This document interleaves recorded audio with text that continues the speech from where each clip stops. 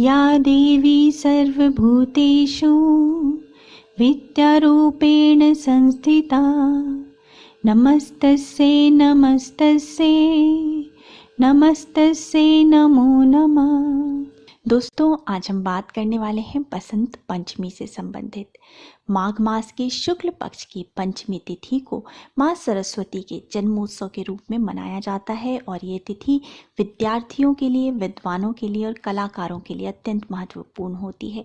तो इस साल बसंत पंचमी किस दिन मनाई जाएगी, उस दिन पूजा का शुभ मुहूर्त क्या है, पूजा की विधि क्या है, माँ सरस्वती की कृपा प्राप्त करने के लिए आप किस मंत्र का जप करें, भिन्न मनोकामना पूर्ति के लिए आप इस दिन कौन से छोटे छोटे उपाय कर सकते हैं, साथ ही बसंत पंचमी की कथा क्या है, इन सब से संबंधित हम विस्तार पूर्वक बात करेंगे। इससे पहले अगर आपने अभी तक मेरे चैनल को सब्सक्राइब नहीं किया है तो इस प्रकार के तमाम ज्ञानवर्धक जानकारियों के लिए आप मेरे चैनल को सब्सक्राइब कर लीजिए। वीडियो अच्छा लगता है तो लाइक कर दीजिए और फैमिली एंड फ्रेंड्स के साथ शेयर कर दीजिए। दोस्तों, माघ मास के शुक्ल पक्ष की पंचमी तिथि को बसंत पंचमी के रूप में मनाया जाता है, जो कि विद्या की अधिष्ठात्री देवी माँ सरस्वती का जन्मोत्सव माना जाता है। और दोस्तों, वैसे तो बसंत पंचमी का दिन अबुझ मुहूर्त के रूप में मनाया जाता है। इस दिन किसी भी शुभ काम को प्रारंभ करना अत्यंत शुभ माना जाता है। इस साल अर्थात 2021 में बसंत पंचमी का पर्व मनाया जाएगा 16 फरवरी मंगलवार के दिन और पंचमी तिथि प्रारंभ हो जाएगी 16 फरवरी के सुबह के 3:36 से और ये रहेगी 17 फरवरी के सुबह के 5:46 तक। वहीं दोस्तों, बसंत पंचमी के दिन सरस्वती पूजा का शुभ मुहूर्त होगा सुबह 6:57 से दोपहर के 12:34 तक। ये पूरे 5 घंटे 37 मिनट का मुहूर्त है। इस बीच में आप माँ सरस्वती की पूजा आराधना एवं मंत्रों का जप संपन्न कर सकते हैं। इस दिन किसी भी मांगलिक कार्य की आप शुरुआत कर सकते हैं, प्रॉपर्टी खरीद सकते हैं, गृह प्रवेश कर सकते हैं और इस दिन कोई भी नया काम, नई बिजनेस आप शुरू कर सकते हैं। साथ ही इस दिन विद्या प्रारंभ करना, वागदान करना, यज्ञोपवीत आदि संस्कार करना अत्यंत श्रेष्ठ रहेगा। बसंत पंचमी के दिन अगर आप माँ की विधिवत पूजा आराधना करते हैं, भक्ति पूर्वक मंत्रों का जप करते हैं, माँ से प्रार्थना करते हैं तो माँ की कृपा आपको सहज ही प्राप्त हो जाती है। जो विद्यार्थी हैं वो इस दिन माँ की कृपा प्राप्त करने के लिए माँ की आराधना ज़रूर करें। मैं आपको बहुत ही आसान और सरल विधि बताऊंगी जिस विधि से आप आसानी से माँ की पूजा कर सकते हैं। आपको करना क्या है, बसंत पंचमी के दिन सुबह सवेरे जल्दी उठें और स्नान आदि नित्यकर्म से निवृत्त होकर के साफ स्वच्छ वस्त्र धारण करें। स्नान करने से पहले आपको शरीर में बेसन और तेल का एक उपटन बना के लगा लेना है और उसके बाद स्नान करना है। स्नान करने के जल में थोड़े से गंगा जल मिला लें और स्नान के पश्चात सफ़ेद या पीले वस्त्र धारण करें। ये रंग माँ सरस्वती को अत्यंत प्रिय है। इसके बाद आपको जिस स्थान पे भी पूजा करनी है उस स्थान को साफ कर लें। वहाँ एक चौकी के ऊपर आप सफ़ेद या पीले वस्त्र बिछा लें, उसके ऊपर माँ की मूर्ति या फोटो को स्थापित करें। जहाँ आपके घर में रोज़ पूजा होती है उस स्थान पे भी आप पूजा कर सकते हैं। अपने अध्ययन कक्ष में भी आप पूजा कर सकते हैं। पूजा करते वक्त इस प्रकार से बैठें कि आपका मुख पूर्व दिशा की ओर हो। एक ऊनी आसन बिछा करके आप बैठ जाएं। पूजा की सामग्री सारी एकत्रित कर लें। उसके बाद माँ की विधिवत पूजा करें। पूजा करने से पहले आपको हाथ जोड़ के माँ से प्रार्थना करनी है कि वो आपकी पूजा में पधारें, आपकी पूजा सफल हो और उसका शुभ फल प्राप्त हो, ऐसी वो आप पे कृपा करें। पूजा के पूर्व आपको भगवान गणेश की विधिवत पूजा करनी है, उनको स्नान कराना है, धूप दीप दिखाना है, हल्दी चंदन अर्पित करना है, पुष्प अर्पित करना है और भोग अर्पित करना है। इसके बाद आपको माँ सरस्वती की इसी प्रकार से षोडशोपचार से पूजा करनी है। एक पंचामृत भी अवश्य बना लें।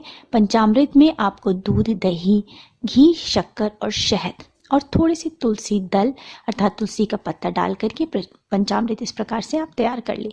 माँ की पूजा में जितने भी प्रसाद आप लें, जो भी ऋतु इस समय वसंत ऋतु में जो भी प्रसाद मिलते हैं, फल मिलते हैं, पीले रंग की मिठाई या सफ़ेद मिठाई कुछ भी आप ले सकते हैं। और उसके बाद आप माँ को से प्रार्थना करने के पश्चात माँ को स्नान कराएं, पंचामृत से स्नान कराएं, फिर शुद्ध जल जिसमें गंगा जल मिला हो उससे स्नान कराएं, वस्त्र अर्पित करें।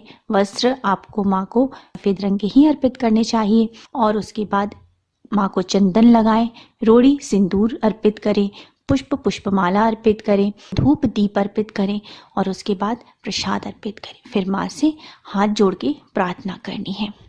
इस प्रकार से माँ की पूजा करने के पश्चात आप हाथ जोड़ करके भक्ति पूर्वक सच्चे मन से माँ की कृपा प्राप्त करने के लिए उनसे प्रार्थना करें, उनसे अपनी मनोकामना कहें।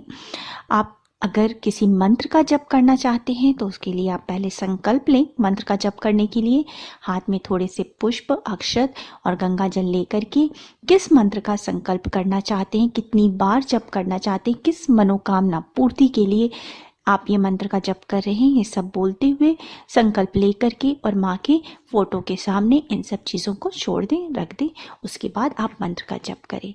एक मंत्र मैं आपको बता देती हूँ, ये माँ सरस्वती का बहुत ही असरदार मंत्र माना गया है। माँ की कृपा प्राप्त करने के लिए, विद्या प्राप्ति में एकाग्रता आपकी बढ़े, मन लगे, सफलता प्राप्त हो, इसके लिए आप इस मंत्र का जप कर सकते हैं। कम से कम आपको इस मंत्र का 108 बार जप जरूर करना चाहिए। यह मंत्र है ओम ऐं सरस्वते नमः। ओम ऐं सरस्वते नमः। इस मंत्र का आप यथासंभव जप करें। इसके बाद माँ की आरती करें, क्षमा प्रार्थना करें। क्षमा प्रार्थना किसी भी पूजा के बाद में ज़रूर करनी चाहिए। अगर पूजा के दौरान कोई गलती हुई हो, न्यूनता या अधिकता हुई हो, उसके लिए माँ क्षमा करें। अपनी कृपा हम बच्चों पे बनाए रखें, ऐसी आपको प्रार्थना करनी चाहिए। शाम के समय पुनः आपको जो है माँ की आरती और माँ को भोग अर्पित करने चाहिए। सारे दिन मन ही मन जो है माँ से प्रार्थना करते रहना चाहिए। इस दिन आपको सात्विक भोजन करना चाहिए, किसी भी तरह का मांसाहार नहीं करना चाहिए, किसी भी तरह का नशा नहीं करना चाहिए, झूठ नहीं बोलना चाहिए, आचरण को पवित्र रखना चाहिए। और यदि आप संगीत के क्षेत्र में सफलता प्राप्त करना चाहते हैं तो मैं आपको एक मंत्र बता देती हूँ। इस मंत्र का आप सरस्वती पूजा के दिन से प्रारंभ करके रोज 108 बार जप करें। और इस मंत्र का जप करने से पहले आप माँ को शहद का भोग लगाएं और उसको प्रसाद रूप में सभी में वितरित करें और खुद भी ग्रहण करें। और दोस्तों, यह मंत्र है ह्रीं वाग्देव्ये ह्रीं ह्रीं। फिर से बता देती हूँ, यह मंत्र है ह्रीं वाग्देव्ये ह्रीं ह्रीं। इस मंत्र का आप रोज जप करें सरस्वती पूजा से प्रारंभ करके। और दोस्तों, अगर बच्चों को पढ़ाई में मन नहीं लगता है, एकाग्रता पढ़ाई में नहीं मिलती है, अच्छे नंबर नहीं आते हैं, तो सरस्वती पूजा के दिन आप माँ के जिस मूर्ति या फोटो की पूजा करें उसको स्थायी रूप से बच्चों के अध्ययन कक्ष में उस फोटो को स्थापित कर दें। पढ़ने के टेबल के ऊपर इसको स्थापित करें। बच्चों से कहें रोज पढ़ाई शुरू करने से पहले एक बार माँ से हाथ जोड़ करके प्रार्थना मन ही मन जरूर करें। अगर बच्चे कर सके तो ठीक है, नहीं तो माताएं रोज पूजा करते वक्त माँ के इस फोटो के सामने एक धूप दीप जरूर जला दें, उन्हें थोड़े से प्रसाद अर्पित कर दें। इससे ये फोटो और मूर्ति जागृत रहती है, इसका सकारात्मक प्रभाव बच्चों पे पड़ता है। साथ ही पढ़ाई में एकाग्रता बढ़ाने के लिए आपको अपने पढ़ाई के टेबल पे जो है एक क्रिस्टल का आपको या स्फटिक का एक ग्लोब ज़रूर रखना चाहिए। पढ़ाई करते समय बीच बीच में इसको 2-3 बार आपको ज़रूर घुमाना चाहिए। इससे जो है एकाग्रता बढ़ती है, पढ़ाई में ध्यान लगता है, मन लगता है। दोस्तों, अगर पति पत्नी के संबंधों में विवाद है, अगर आपका किसी प्रकार का मुकदमा चल रहा है या स्वास्थ्य ठीक नहीं रहता, तो आप बसंत पंचमी से एक उपाय प्रारंभ कर सकते हैं। इसको रोज करना है आपको। पूजा करते वक्त करना क्या है, आपको कवच, दुर्गा कवच, अर्गला स्त्रोत और कीलक स्त्रोत का आपको पाठ प्रतिदिन करना है। जब तक कि आपकी समस्याओं का समाधान नहीं हो जाता। ये बहुत ही असरदार माना गया है दोस्तों। इससे धीरे धीरे आपकी समस्याएं समाप्त होती हैं। आप जिस भी मनोकामना से करते हैं उसमें आपको सफलता प्राप्त होती है। अब दोस्तों हम माँ सरस्वती की उत्पत्ति और वसंत पंचमी की सुंदर कथा, पौराणिक कथा जान लेते हैं। कथा सुनने से पहले मन ही मन माँ सरस्वती का नाम लें, उन्हें भक्तिपूर्वक प्रणाम करें।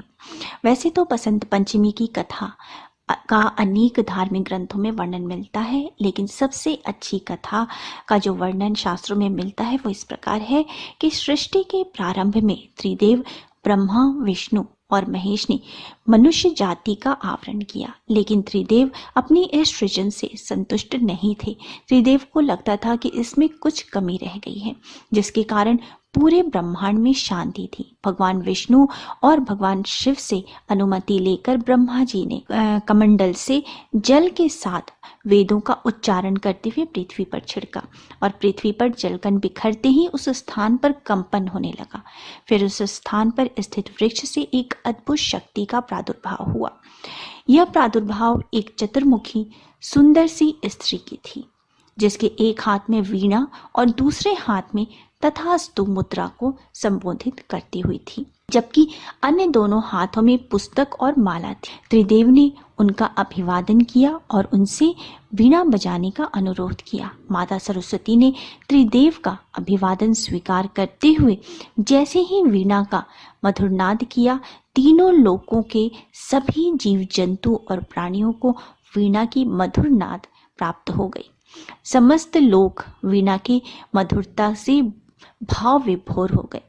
माता की वीणा की मधुरता से समस्त लोक में चंचलता व्याप्त हो गई। इस कारण त्रिदेव ने माँ को सरस्वती के नाम से संबोधित किया। और दोस्तों माना जाता है इस प्रकार से माँ सरस्वती की उत्पत्ति माघ मास की शुक्ल पक्ष की पंचमी तिथि को हुआ था। इसीलिए इस दिन वसंत पंचमी का उत्सव मनाया जाता है और माँ सरस्वती की विधिवत पूजा की जाती है। उम्मीद है दोस्तों आपको मेरा आज का वीडियो पसंद आया होगा। अगर पसंद आया है तो वीडियो को लाइक कर दीजिए, फैमिली एंड फ्रेंड्स के साथ शेयर कर दीजिए और मेरे चैनल को सब्सक्राइब करना मत भूलिए। मिलते हैं नेक्स्ट वीडियो में। Thanks for now, bye bye.